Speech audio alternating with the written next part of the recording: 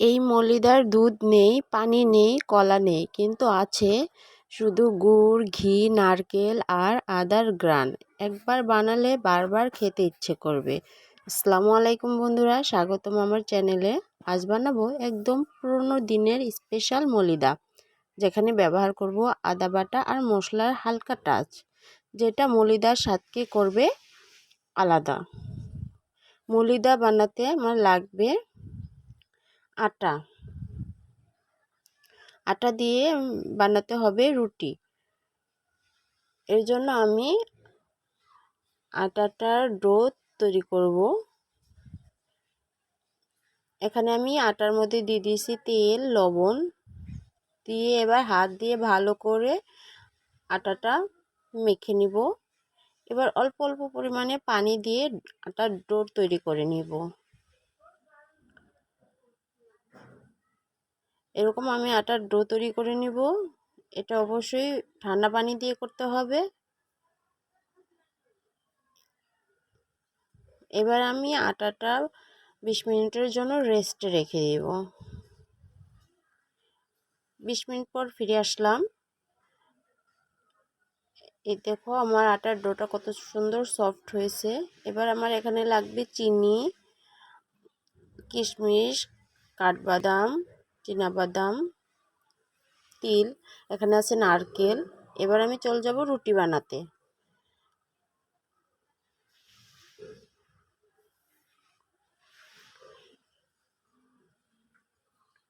প্রথমেই আমি আটা দিয়ে রুটি বানিয়ে নিব।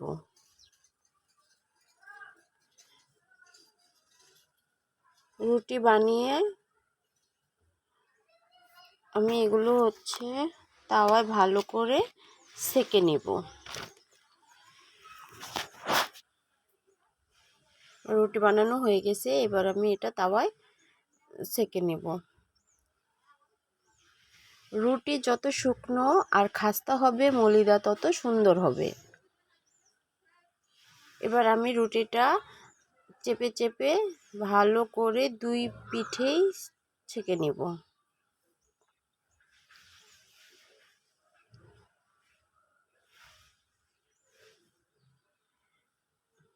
এবার আমার রুটিটা ছেঁকা হয়ে গেছে। এবার আমি রুটিটা নামিয়ে নিব।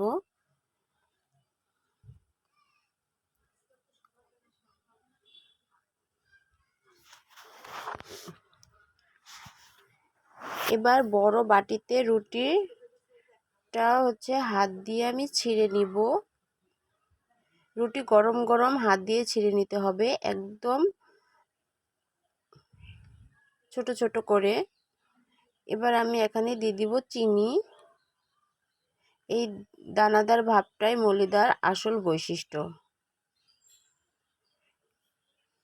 এবার দিয়ে দিব আদা আর গরম মশলা, এলাচ গুঁড়ো।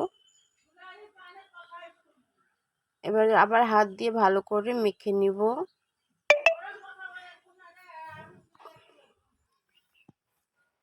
এবার আমি এখানে দিয়ে দিব ঘি।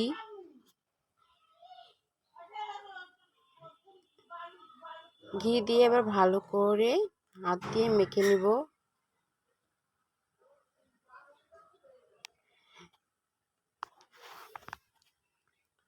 বাটা দারচিনির গুঁড়ো আর এলাচ গুঁড়ো, আদার হালকা ঝাঁঝ আর এলাচ দারচিনির গ্রানি মলিদার ফ্লেভার একদম অন্য লেভেলে চলে গেল। হাত দিয়ে ভালো করে মেখে নিব। কোনো পানি বা দুধ কিছুই লাগেনি। চিনি আর ঘির মাধ্যমে পারফেক্ট মলিদা তৈরি। এবার আমি দিয়ে দিলাম নারকেল। এবার আমি এখানে দিয়ে দিব বাদাম, তিল, কিশমিশ, সবগুলো উপকরণ দিয়ে আবারও ভালো করে মেখে নিব।